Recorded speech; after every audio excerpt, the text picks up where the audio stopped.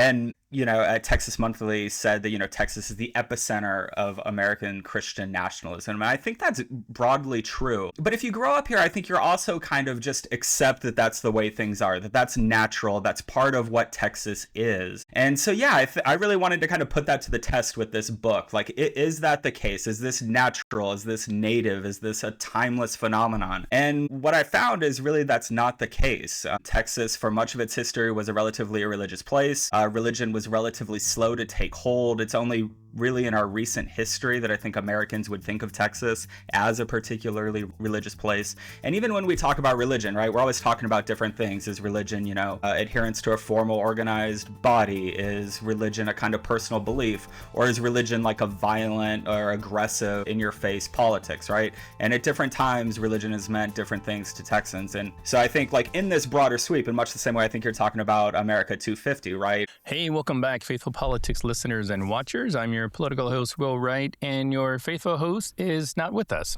He's not dead. He's just not here today. So in his place today, we have with us Dr. Joseph Locke. He is an associate professor of American history at the University of North Texas. His work focuses on Texas, the American South, and the development of religion and politics in the United States, and is the author of Making the Bible Belt, Texas Prohibitionist and the Politicalization. I am having a hard time with words today. It's a tough one. Yeah. Southern Religion, and a co-creator of the American Yawp, which is actually a really cool resource, by the way. Well, thanks.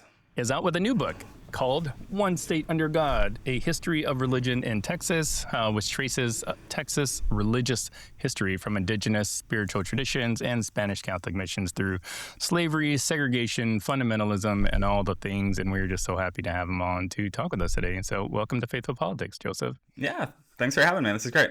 Yeah.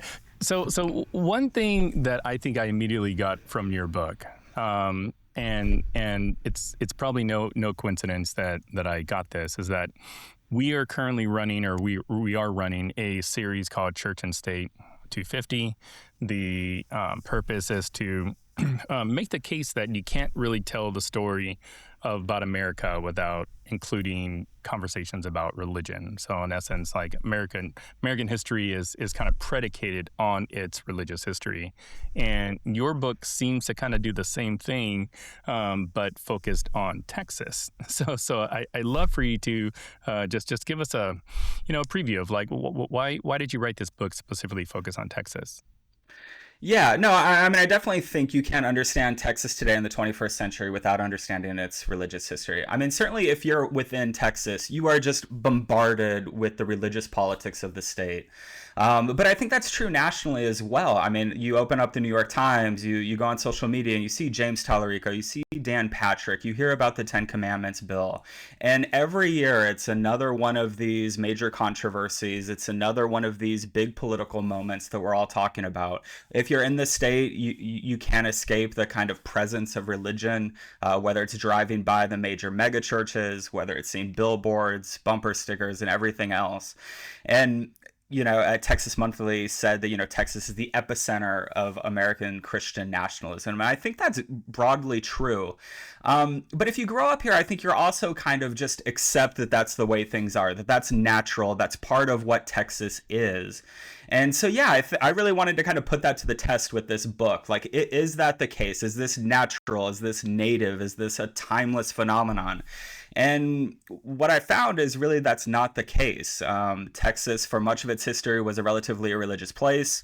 Religion was relatively slow to take hold. It's only really in our recent history that I think Americans would think of Texas as a particularly religious place. And even when we talk about religion, right, we're always talking about different things. Is religion, adherence to a formal organized body? Is religion a kind of personal belief? Or is religion like a violent or aggressive in-your-face politics, right? And at different times, religion has meant different things to Texans. And so I think like in this broader sweep, in much the same way I think you're talking about America 250, right? The present moment, I think, looks very different, and we're able to get a little more imagination to kind of understand the present moment and put it in a historical context, and I think see it more the way it really is as a historical phenomenon. Got it. Would you say Texas is like this epicenter of religion on purpose, or was it sort of just a byproduct of, just humans being humans? Both. No, but I mean, that is the thing. It's not like it's not natural that this happened, right? I mean, if you look at Texas 100 years ago, 150 years ago, there's nothing that's just screaming at you that, oh, right, in 2026, the lieutenant governor will head the president's religious liberty commission and tell Americans that we need to build bridges between church and state, right? There's nothing like in the history that says that's where we're going. And so, yeah, the argument I make is this is a history that individuals make, right? It's not accidental that we ended up this way.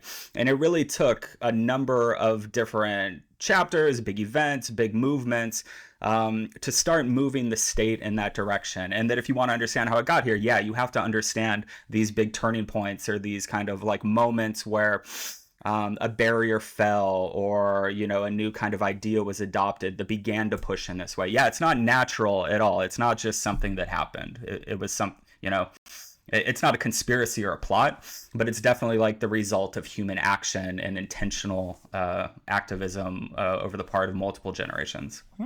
Yeah. Now, when most people think about Texas, especially in the religious context, they likely will think of like Spanish missions, the Alamo, all kinds of stuff like that. But in your book, you chose a different starting point. You decided to kind of start with Indigenous people. So like, walk us through it. Like, what's the Indigenous religious connection to Texas?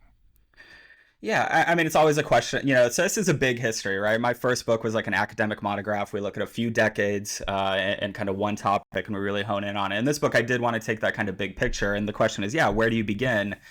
Is it, there's kind of like the Texas mythical nationalism. It's like you begin with, the Texas War for Independence, the Revolution. Maybe you begin with the Spanish, right? Texans grow up hearing about the Six Flags, and it's like, okay, we began with Spain. But no, I mean, I think when you tell this story, and when most Texans kind of look back at their history, right, we try to when did humans first come here? And humans have been in Texas for more than 13,000 years. And, as I always say, if you look at the human habitation of Texas on a timeline, Christianity's here, right? And indigenous people are here. And so that's not, the book is not, 12 out of 13th or whatever, like the proportion of it is not that. But if we're going to properly understand like the whole human history of the place we call Texas, yeah, you have to start with these people. And it's a big part of the story, right? I mean, we have like amazing sites, the Fate Bell Cave and the White Shaman mural in the kind of southwestern part of the state, like the lower Pecos, where in West Texas. And you can see these massive murals painted thousands of years ago that represent these indigenous cosmologies that you can see kind of like are shared by these peoples of the Southwest. If you go to East Texas, you can see the remnants of the mound sites where, priests would have tended these kind of like sacred fires and ruled these towns. And then, of course, when you do start telling the history of the Spanish and of missions, that's not a story that happens in a vacuum. That's a story that happens on the ground with these people. And you really can't tell one without the other. So the indigenous people in Texas, did they succumb to much of the same fate that the indigenous people suffered when like the Virginia colony folks came here? Yeah, I mean, there are different Texas is a big place. So there's a lot of different peoples, a lot of different traditions, and Europeans kind of came into different areas at different times. And so the fates of different peoples are varied. We used to talk about certain people basically being extinguished, like the Coahuiltecans in South Texas or the Karankawa on the coast. Today, we have kind of descendant movements that have kind of reclaimed that heritage and showed that these people didn't necessarily go away. Some, right, like the Apache and Comanche, were removed.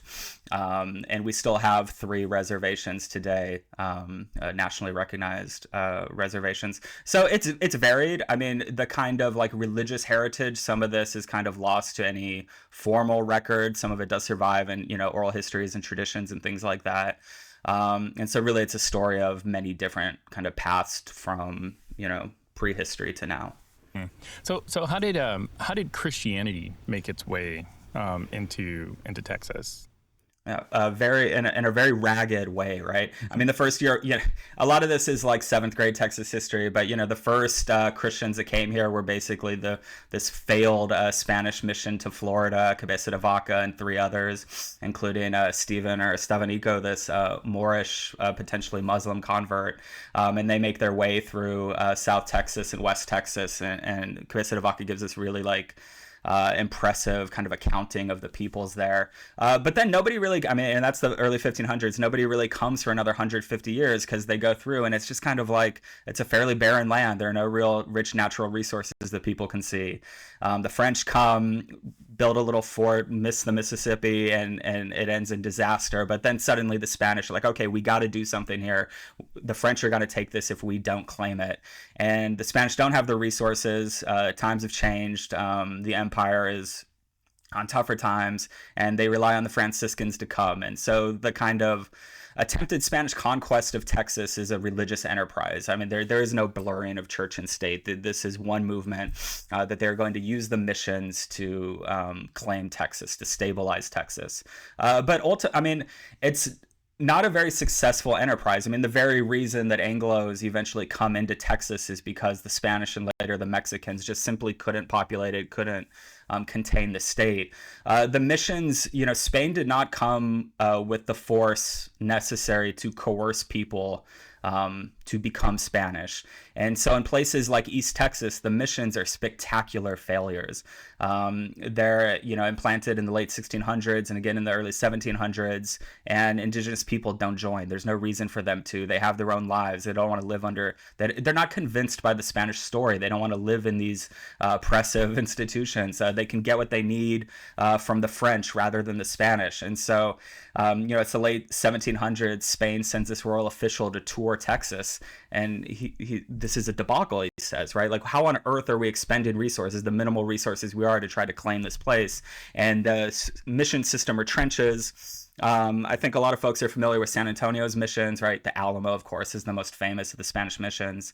And Spain kind of retrenches down to South Texas, and San Antonio becomes the capital. And San Antonio is where you get a kind of core of Spanish Catholicism, right? The local indigenous peoples, the Cualtecan peoples, they need the Spanish. The Apaches are raiding. The Spanish offer security. South Texas is a pretty dry and there's not a lot of natural resources there. It's not abundant game and things like that.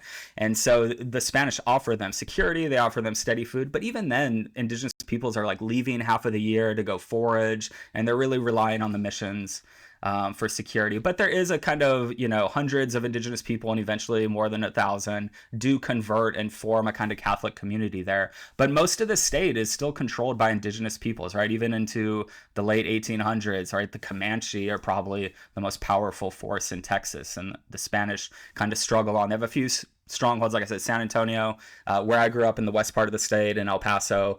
There's another kind of Spanish center after they're kicked out of New Mexico temporarily. But really, it's kind of like a very bare subsistence, and it's barely hanging on in a lot of ways.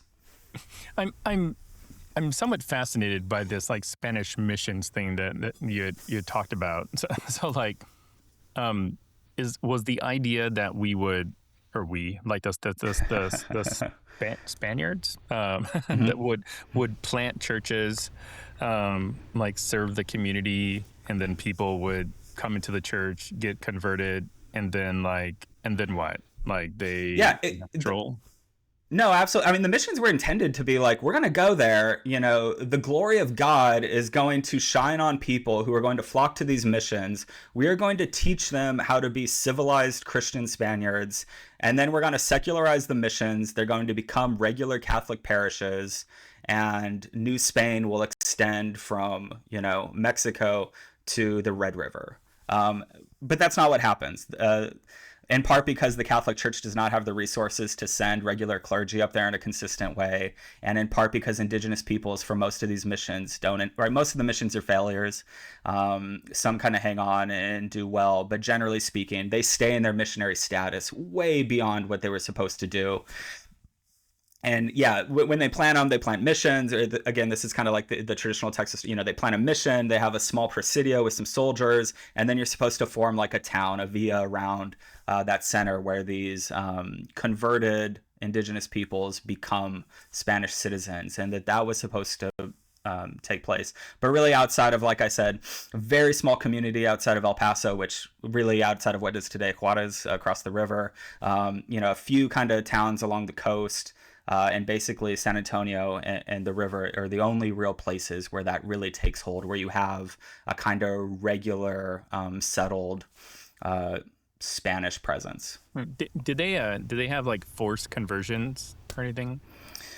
It varied. And, when you read through these records, this has come, so it's really interesting telling this history too, because there's like long histories of Protestants and the Black legend of, the Spaniards were barbarous, or, there's kind of like an ideological imperative to argue that the missions failed because then it justifies Protestant expansion into places like Texas. So that's all kind of tricky. And this is happening at a time where, they've kind of Spain has reckoned a little bit with the kind of barbarities of the conquests. And so when they come, the mandate is that they're supposed to do this in a relatively peaceful way. And many of the missionary agents who come to Texas proclaim early on that we are not going to do this through violence. And then they're in East Texas for a couple years and realize nobody's coming in. And those that do come in, maybe they steal something and they leave. And then you do begin very quickly seeing, okay, like we have to hold them here. This is their eternal souls are at stake. So like, why should we stress about the kind of worldly coercion that we might have to do, right? We are saving them for eternity. But it varies. I don't think anybody argues that mission life is, like a great vacation that you'd want to take. This is kind of like a grueling system. The Spanish system is very different than the American system. People are incorporated like into, I don't know about citizenship, but like into like the Spanish people, but it's a very hierarchical system. And so that life can be quite harsh for, indigenous people and their children. But it varies. But the reality is, the Texas missions are not like, the New Mexican missions, or in many ways, even like the California missions. They don't have the resources. In many of these missions, it's just a handful of folks. Some of these presidios, it's like 1 or 2 or 3 guys. It might be like 24 soldiers, but they have 4 muskets. And so really, they don't have the coercive power. The minute they go to East Texas and they start telling the Caddo, like, here's what you have to do, the Caddo just tell them, like, if you don't leave, we're going to kill you, and they leave. It's only, like I said, in places like South Texas, while the Cuauhticans are relatively small bands and don't have a lot of kind of imperial power, that the Spanish can kind of assert some authority. Is this the fact that the missions didn't really take hold, is that the cause of the kind of like spiritual or religious vacuum that occurred there in Texas? Sort of. Really, I think the reality is, the indigenous peoples of Texas are very different from, what like the Spanish were used to in Mexico. People like the Caddo are relatively settled, but they don't need the Spanish. And then the people in much of the rest of the state are semi-nomadic, and it doesn't kind of fit the Spanish model of kind of finding, like in New Mexico, the Pueblos. It's like those are settled people who literally live, in Pueblos. And like that's a population that they can kind of infiltrate and govern. And Texas, the only real population that they could kind of follow that model, it doesn't work for them. Got it. And so the religious vacuum, again, it's a religious vacuum from kind of like the Spanish point of view, because they have failed to expand the mission system throughout the whole of the state. But certainly for the indigenous people, they're practicing historical faiths, indigenous traditions. And for them, it's certainly not a religious vacuum. They are they are performing the same rites, visiting the same sites, doing the same dances, and doing everything that they had for hundreds of years prior. Mm. So what was the catalyst that actually kind of got Christianity to take hold there in Texas? Yeah, so Spain, Mexico fights the War of Independence. It's a very disruptive war in Texas. It has its own, the deadliest battle in Texas soil is fought during this time. The European population decreases by something like 25%. And Spain is flailing. When Mexico takes over, Mexico never really stabilizes. It's never really secure the northern frontier. The Apaches and the Comanches are constantly raiding. The church does not have the resources to really kind of like man Texas. And so it seems like the place is just going to collapse. And this is the kind of classic Texas story. Moses Austin and later his son Stephen Austin go to the Spanish and then later Mexican officials and say, look, I got a bunch of Americans over here and they are gobbling up land and they are expanding, reproducing in huge numbers, and they are land hungry. You have this vast expanse that you failed to claim, which again, these are all like manifest destiny arguments. These are all kind of like what Anglos are saying, like, oh, the Spanish wastes, that we have to kind of civilize. But it does like appeal to, certain Mexican officials, and Stephen F. Austin founds a colony in kind of, South Central East Texas. And Anglos begin coming in. But when they come in, it's under Mexican prohibitions that only, the state church is Catholicism. And Stephen F. Austin, the father of Texas, is very explicit. Like, when you come here, you are giving up your religion. It's the classic, like we talk about, Puritans and Pilgrims coming for, their religious practice. Yeah. They are willingly leaving that to come to, right? Texas is founded explicitly not for religious liberty. It's, Americans are giving up their religious liberty, and they know that coming in. They get land, they can continue, growing cotton, they can bring enslaved people. That's what they want. They do not want, the churches are ancillary. Stephen F. Austin does everything he can to keep evangelists out.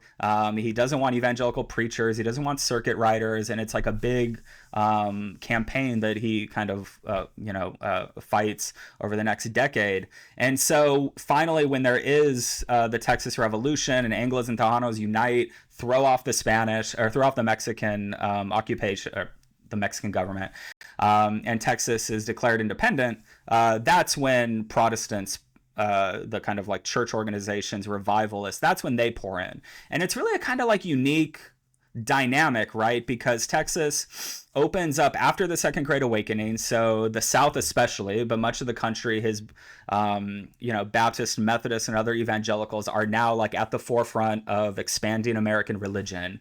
And Texas doesn't have these old establishments, right? Its elite are not tied to some like Episcopal church or some Presbyterian church. It truly is, for Protestantism, free reign. And after 1836, when the state opens up, evangelicals pour in.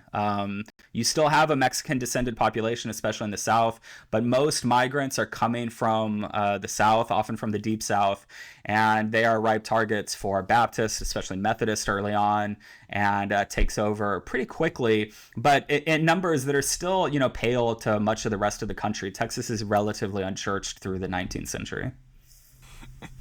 That's so wild. And what's especially wild for me, just kind of thinking of everything you just said in the context of the Church and State series, is that, right before the Protestants came to Texas, it's like in the rest of the country of the colonies or what have you, it's like a lot of them were kind of starting to even disestablish, like after the Constitution was written. So like, how did Texas, like sort of handle, the relationship of faith and politics, either in their constitution or, just sort of in how they're going to run the state? No, totally. I mean, the Texas Revolution in no way is like a religious movement, right? I mean, it's not coming at like, there's no establishment of like a Christian nation in the kind of rhetoric of this. But in many ways, it is fought for reasons of church and state. When Texans declare their independence, I think, the only issue that is named twice is this idea of like religious despotism. I mean, part of this is because Americans especially are intensely anti-Catholic.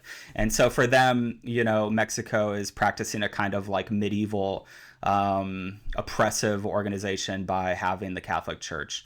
But yeah, I mean, there is like the separation of church and state does not exist in that same way. And when Americans come in, they are arguing against it. They're very explicit that what they are fighting for is against this kind of like religious persecution, this sense that this kind of like 19th century ideal that like worldly power has corrupted our otherworldly religion, and it inevitably leads to tyranny, whether look back into history and they would say this is always what happens. And so when Protestantism does come here, and it only comes here in kind of like a weakened form compared to much of the rest of the country because it just doesn't have that institutional power, it is very much coming with ideas that church and state have to be separated.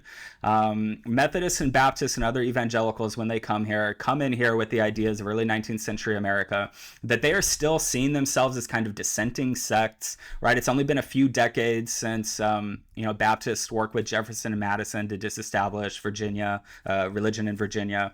And so when they come here and they begin writing these formal documents, they're very clear about all of this. The first Constitution, which, it's a slaveholding republic, like that's part of it as well. But the first Constitution is very explicit that like power is derived from the people. There's no like external source, authority is not coming from God.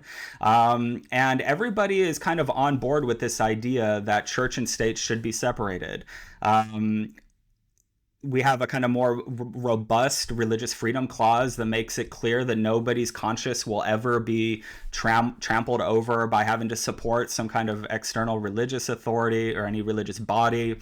I mean, we have a clause in our early constitutions that say if a religious leader is elected to a state office or to the legislature, they will be removed. And that's not like an empty clause. That actually happens.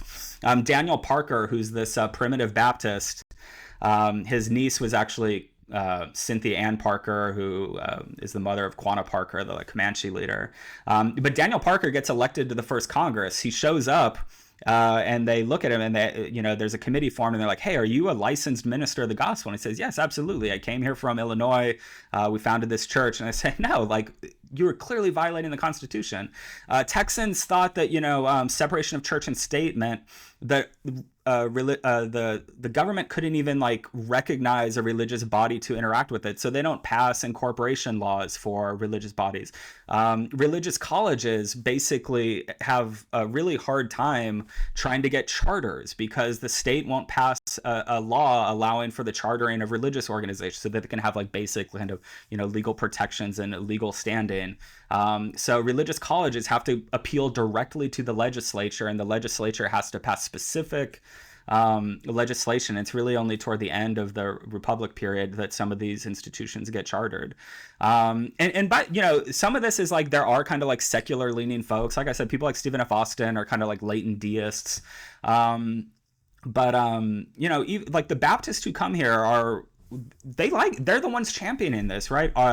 Robert Emmett Bledsoe Baylor, the namesake of the university and co-founder, he says this is great. Yeah, like worldly power corrupts. Evangelicals, Baptists are practicing otherworldly faith, and that's great.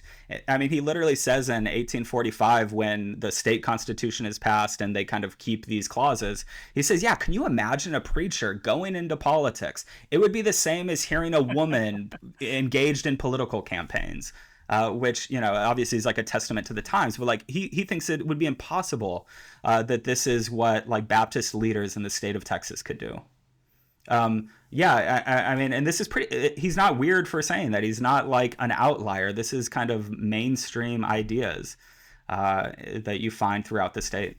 That is, I mean, compared to what I know about, today's sort of news with religion and politics, like it just seems like such a crazy departure from where Texas is today. Like what's the road that got them from church and state is good to Dan Patrick is we need to build a bridge? Yeah, it's a long and winding road, right? It's like, and it's so interesting because like, for instance, Robert Jeffress, the pastor of First Baptist Dallas, who, preached to Trump at his inauguration, who was on Fox News defending the administration, and who, like most major conservative religious leaders in Texas, says church state is a myth. I mean, he's at First Baptist Dallas, who, that church was built and grown by George Truett, who is this famous Baptist leader in the early 20th century, and he's famous for delivering this iconic speech about Baptist and religious liberty, where he said, I mean, he's very explicit. This is not like, some liberal professor like reading between the lines. I mean, there are ironies here. He's delivering this in Washington, D.C. at the Capitol. And so it's like, obviously, there's blurring here. He's inveterate anti Catholic. So a lot of this is targeted at Catholicism.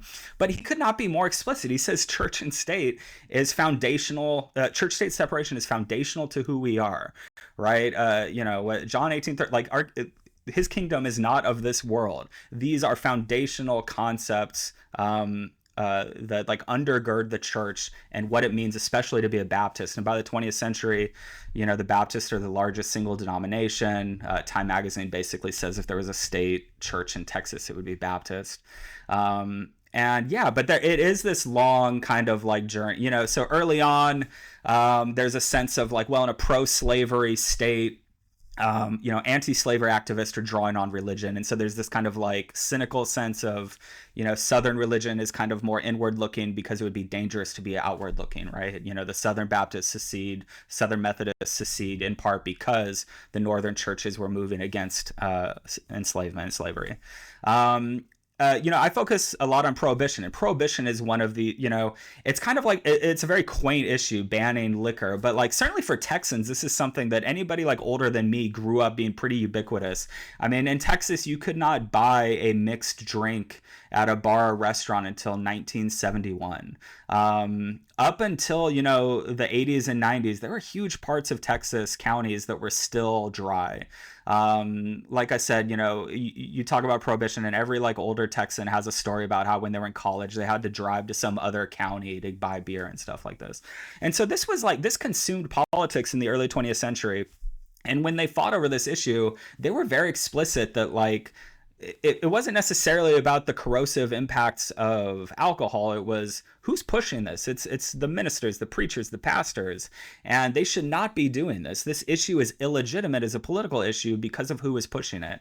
And so it's really a long story. It's really a post-war story as well. It builds on earlier examples, right? A lot of religious leaders learned that fighting against alcohol won you headlines, it won you fundraising, it grew your church, it magnified your position. Religious leaders are no different than professors or anyone else, right? Everybody's like hunting to try to get a nicer position. If you're at First Baptist Beaumont, you want to be at First Baptist, Houston. If you're at, a Methodist church in rural Texas, you want to get a bigger Methodist church at a bigger city. And so how do you do that? How do you like build up your reputation? And a lot of religious leaders find out that's what you do. You fight. You want to win fundraising, right? You have to like get in the headlines. Some fundamentalists, everybody who studies this period in Texas talks a lot about J. Frank Norris, this fundamentalist who just fights against everybody, and kind of like innovates this model of just like, we're going to be as combative as we can. But into the 1920s, 1930s, 1940s, religious leaders have carved out a kind of sphere of influence. They've gone more into politics at the state level, certainly. But then, it's kind of a story that you find common across, especially the American South. It's the civil rights movement. It's the kind of opening of culture in the 1950s and 1960s. It's feminism, it's gay rights, and then it's really like the Reagan campaigns that really mobilize and galvanize Texans to begin saying for the first time, we need to be out there, right? As James Robison says in Dallas in 1979, right? If gay people are coming out of the closet, we need to come out of the pews. And they begin organizing, and they really never stop. And it's been kind of a 40+ year period of continually pushing the like last lingering barriers to the full politicization of conservative religion. Of course, there are other like, stories within that stories, right? I mean, in the 1950s and 1960s, if you talked about politics and religion in Texas, I think a lot of people would point to like black churches, and they would point to the civil rights movement. They would point to a lot of the activism that was taking place in the 1950s and 1960s. And a lot of conservatives in the 70s and 80s are saying like, hey, like if this is the model, right? It was effective 10 years ago, like it can be effective for us. Would you say that the national kind of like evangelical Christian, white evangelical Christian movement foray into politics was the same, like at the national level as it was in Texas. Meaning, like that there's this thought that Christians became mobilized, because of abortion, right? And then like it's really, Brown v. Board education. People like didn't want to have like integrated schools, so Christians kind of came out in force. Was that kind of like replicated on the micro level in Texas, or would you say that Christians in Texas, were motivated by some other factor? I think it's very similar. There are differences. I mean, I think the common story now that religious historians tell that, it was an abortion, right? The 1973 came and went.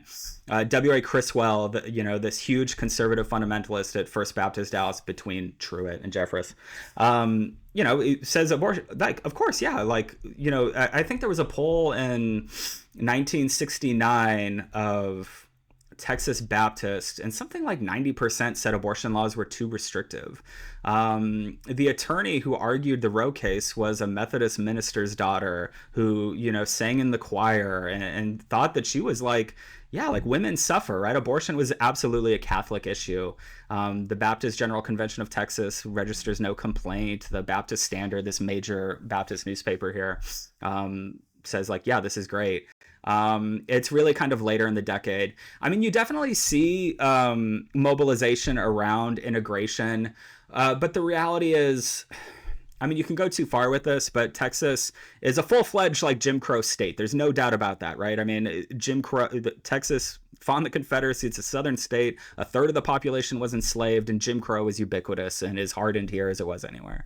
But the reality is, like, the civil rights movement played out very differently here than it did in the Deep South. And there was a kind of like awkward, churches were definitely centers of mobilization. The NAACP flowed through churches.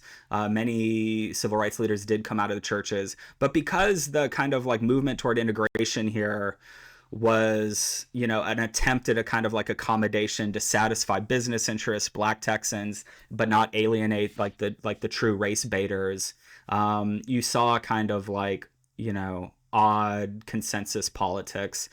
You did see opposition to integration and Brown and things like that, but not in the sense of you didn't.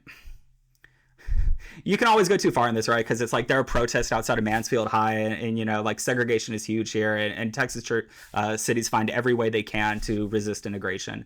But you don't see it necessarily as kind of like a religious crusade, right? That's not it's not like in 1955 suddenly you get the religious right, or in 1964 you get the religious right. You get complaints, you start seeing the rhetoric, but the major bodies, the major leaders have not come out in like an organized way. And I think that's still true in the 50s and 60s. I mean, there's a reason, I said, like in 1960, when JFK is like aware that Catholicism is going to become an issue and he's going to get attacked for it, and he has to deliver a speech on church and state and settle this once and for all. Where does he go? He goes to Houston. He goes to the Greater Houston Ministerial Alliance and says, the same way that you Baptists disestablished religion in Virginia, I believe, what does he say? In a country where the separation of church and state is absolute.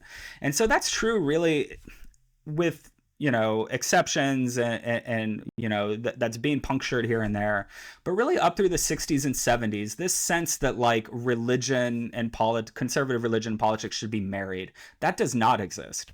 I spent a lot of time talking about James Robison, who is this kind of a Billy Graham disciple in the sense of like building a kind of like religious communication platform, but he's much more of a culture warrior than Billy Graham.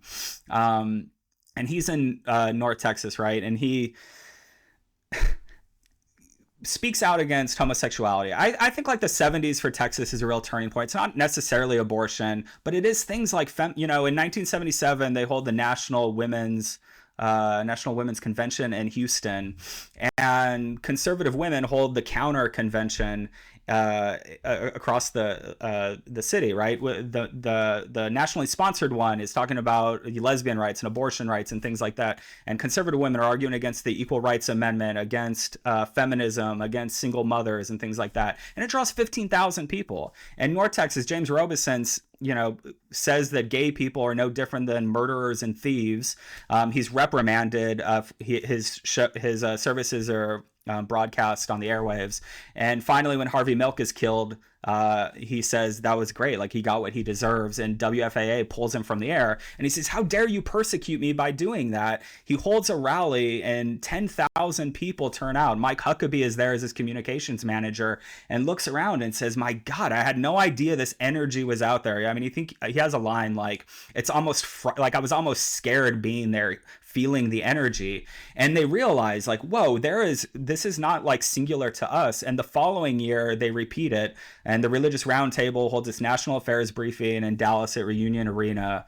And this is when Ronald Reagan famously goes down there and says, I know you can't endorse me, which is hilarious now because nobody would have that disclaimer. But he says, I endorse you.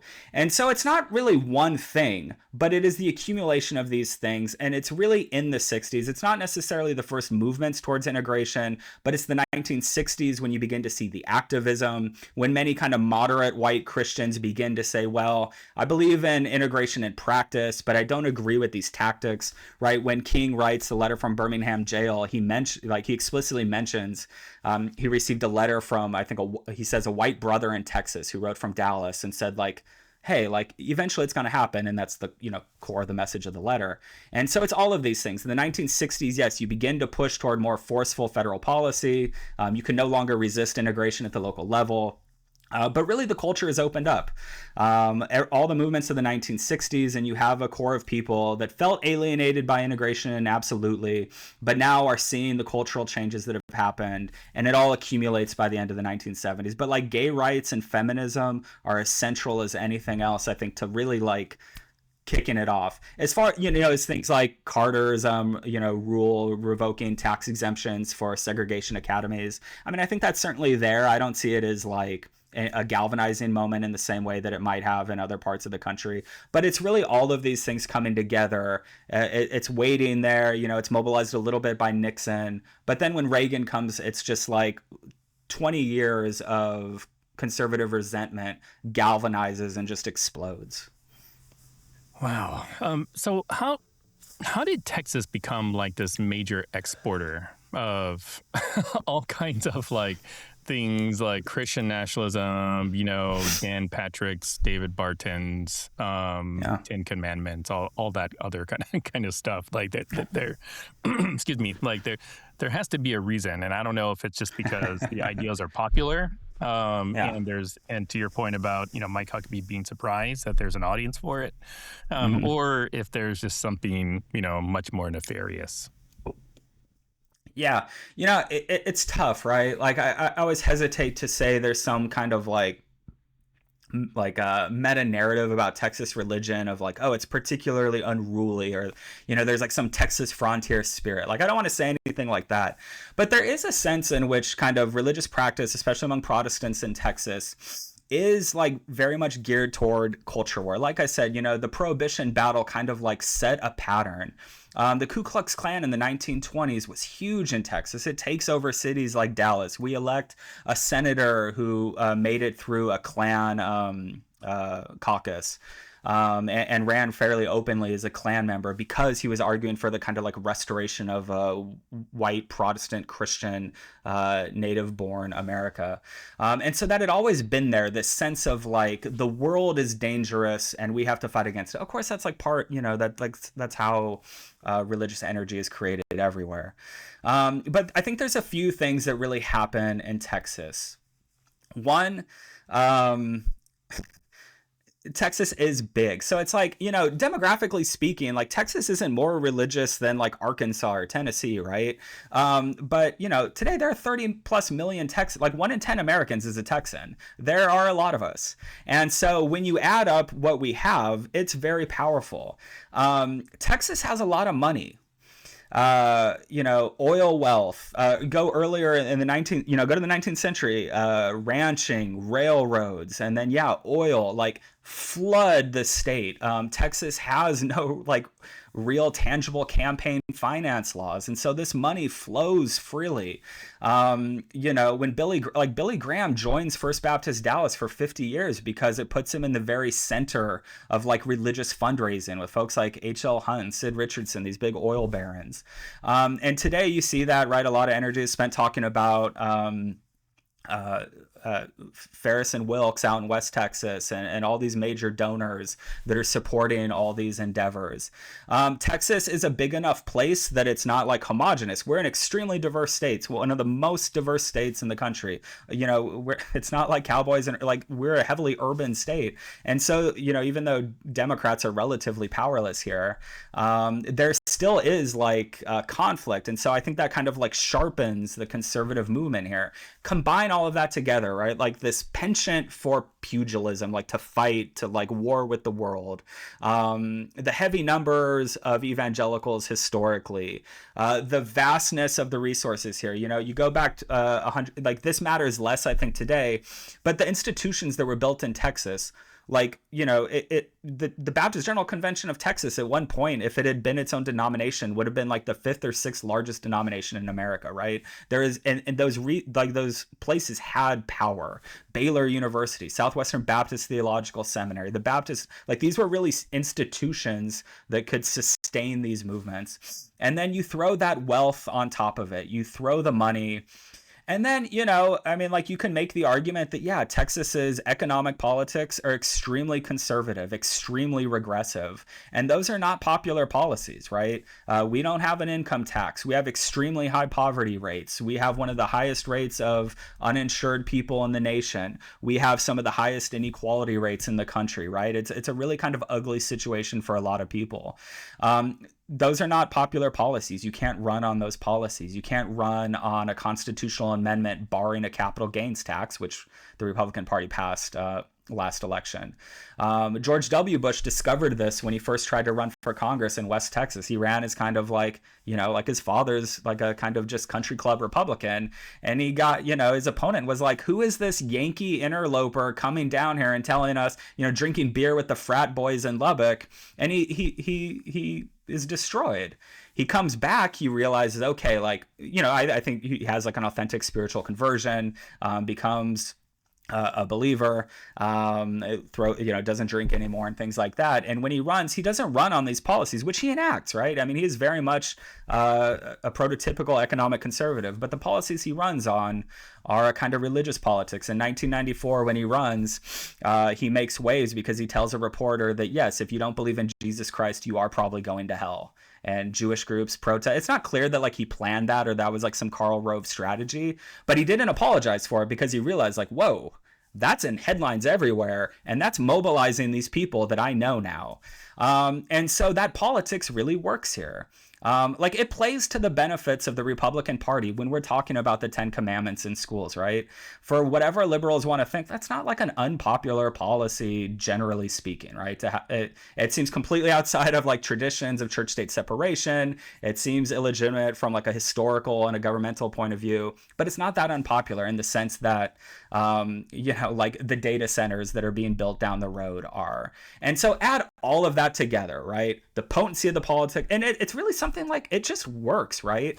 I mean, James Talarico, like no one outside of Texas has read a speech by Gina Hinojosa, the candidate for governor, but James Talarico, with this kind of religious politics, is on Rogan, is getting interviewed by Ezra Klein and stuff like this, right? Like there's a market for it. It punctures the kind of like attention economy or whatever. And so that's what we talk about. So you add all that together, yeah, you get Texas. You get, like Second Baptist in Dallas with, 15,000 plus members. That's a lot of energy and a lot of resources and a real launching pad to engage the rest of the country that other states, I think, don't have in the same way. That the kind of power structure, the state's ruling political party are all knit together in this really kind of like, aggressive machine.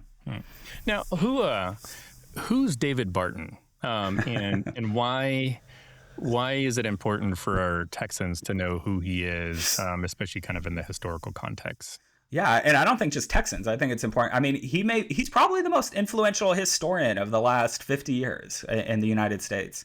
Yeah, so he is a Christian nationalist historian. He grew up in a little town outside of Fort Worth, Aledo, Texas. Taught in a Christian school, I believe his parents had founded, was a principal there.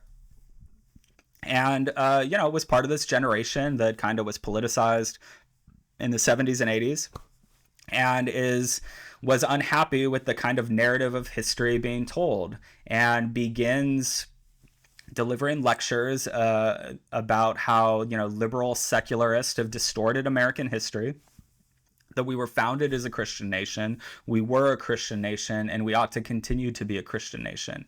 He began giving lectures, promoting, distributing printed material, speaking to political groups. He became a political operative. He was vice chair of the Texas Democratic Party for something like a decade, was the head of, I believe, evangelical outreach in the second Bush presidential election. And his works have huge reach. He has the ear of the Speaker of the House. He is kind of like, he's always talking with politicians. Right now, Texas is completely rewriting its entire social studies curriculum from basically elementary through high school, and he is one of the 9, content experts that is steering that revision. But he promotes an idea that the separation of church and state is a myth, which is a line that has become kind of like a litmus test for Republicans in the state of Texas, and argues that he has the documents to prove it. Historians don't take him seriously. Academics certainly don't. Kind of, this is not rigorous work. What's that book he publishes in the 80s? I forget the title of it. It's something like, the myth of separation or something like that. And it's just full of fabricated quotes that nobody ever said, that, I imagine weren't created out of whole cloth. It's probably something like somebody told him at one time, or, some kind of propagandistic history, he encountered at some point. And it's just complete, it's hogwash, right? I think we're all concerned with what's happened to kind of like truth and like shame, honestly. And just the idea that like it could have these complete lack of standards. He's probably most famous nationally, at least for like scholarship in, what would that have been? Like 2000, late 2000s, early 2010s, he published The Jefferson Lies. Oh yeah. A book that, right. It's like history runs throughout this. This is something I'm really interested in. Like, you can't have a Christian nationalist politics if you subscribe to a version of American history that was founded as a secular nation, dedicated to Enlightenment ideals, that power is derived from the people, and that we're a religiously pluralistic nation. And the First Amendment was designed, as Thomas Jefferson said, to build a wall of separation between church and state, right? Your politics will never take a hold if that's the case. And so David Barton fills this need, right? Jefferson always is this kind of huge obstacle, right? Historically has been the idol of like free thinkers and secularists, and folks, who like the early Texans, they idolized Jefferson. The Texans who opposed prohibition, who put all those constitutional amendments, they worshiped Jefferson. That Jefferson led us out of the Dark Ages. Texans, despite, like, we think of the Puritans and Thanksgiving, like most Texans looked at the Puritans and were like, thank God we founded this country so we don't live in a country ruled by the Puritans. They hanged witches. Like, those were the Dark Ages, and the United States was founded to destroy that world. And so you can't have that and then have these politics of putting the 10 Commandments on my kids' classroom walls and saying that's like our religious heritage. And so, yeah, he publishes The Jefferson Lies, and it's just like, plenty of, historians at evangelical colleges and believers, have moved to, like, Warren Throckmorton has done like great work doing this. And it's just not real history, right? There's certainly always like seeds and kernels of truth there. You can always find like a quote that like, well, in a certain context, and, like you can like, you put 4 of these together and you can kind of like, okay, that completely ignores this entire world and context around it, but okay, you can build a world. But the book literally had to be withdrawn because of its kind of like intellectual malfeasance. And this wasn't from like, the University of whatever press. This was like Thomas Nelson. This is a religious publisher.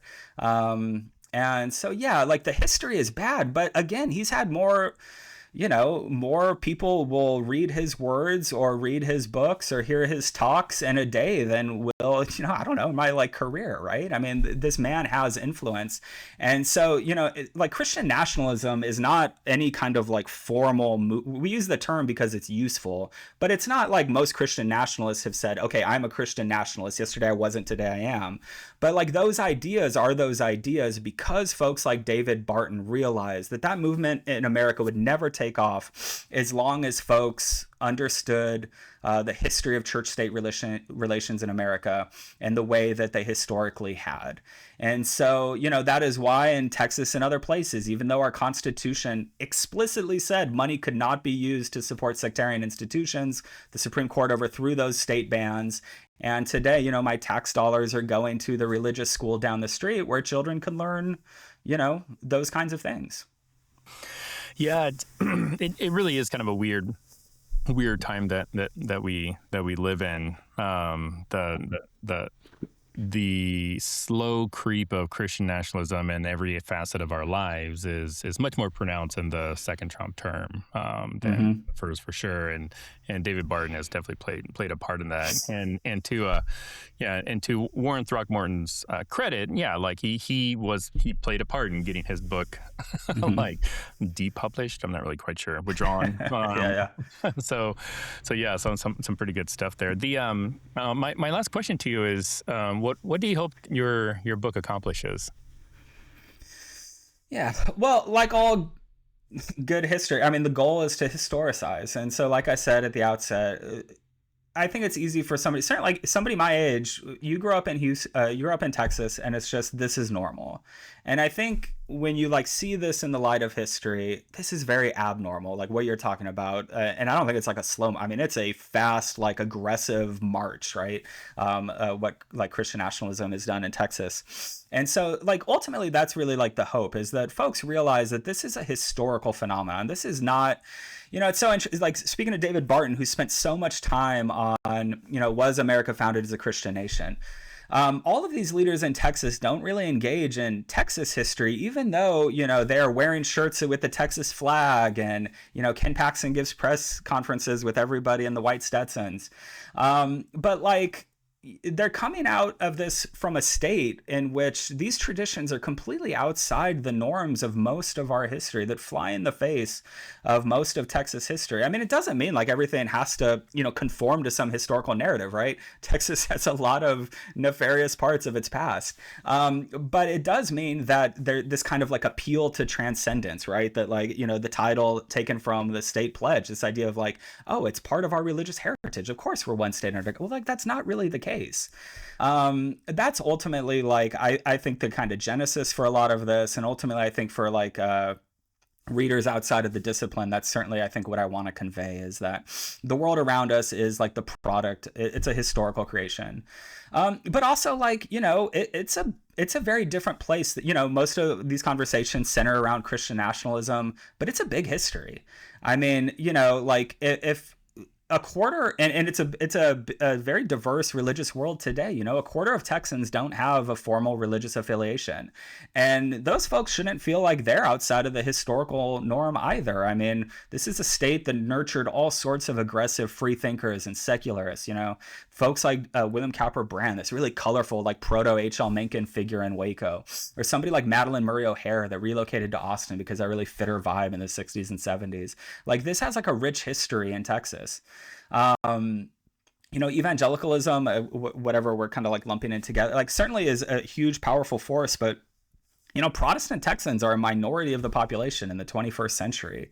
The demographics certainly are changing, right? We've seen large numbers of Hindu, Muslim, Buddhist populations in the state. And a lot of that is mostly since 1965. But this is a state that had like utopians, that had Mormon kind of like colonization schemes, that always has had a Catholic presence, that Pentecostalism doesn't happen without like Seymour and Parham meeting in Houston and preaching to these Houston crowds. Like this is a world that is dynamic and it's always changing. And so not only do I hope that it provides like a little context for the present moment, I also think like it should open up the vista of like, change is the only constant. And that doesn't guarantee that like the world we see is, suddenly going to disappear. I don't think there's anything, demographics are not destiny. I think people have like misread a lot of demographics to think things have to change. But that has historically been the norm. And I think we're certainly in a chapter of history, but we don't know what's coming next. Well, yeah, that is definitely true. Well, when does the book come out, and do you have a preferred? Yeah, it's out now. Yep, came out a week ago, I think. Oh, awesome, cool. And where can people get it? Probably all the places people can get books. Yeah, you can support University of Texas Press. You can buy it directly, but Amazon and everywhere else as well. Awesome. Well, hey, thanks so much, Joseph, for spending some time with us. This has been super educational for me. Yeah, thanks so much for having me. I appreciate it.